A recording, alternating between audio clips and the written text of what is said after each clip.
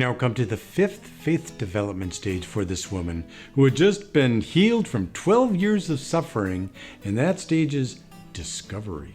Verses 30 through 32 tell us what happens next. Jesus realized at once that healing power had gone out from him.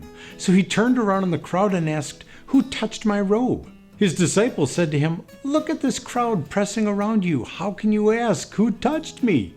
But he kept on looking around to see who had done it. Notice the words "at once" in verse 30.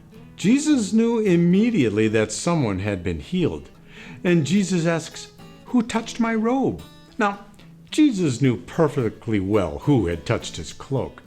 However, whenever Jesus asks such a question, it isn't for his benefit, but rather for the benefit of those around him. So the disciples respond, "It could have been anybody. There are hundreds of people here who have been brushing up against you and touching you. How can we know which one you're talking about?" The thing is, though, it wasn't just any touch that Jesus was talking about. It was a touch of faith, and it didn't matter where that contact was made. And there was only one person in that crowd who had focused their faith on Jesus. So now Jesus is focusing on the faith of that one person. And Jesus wanted to call attention to what had just happened.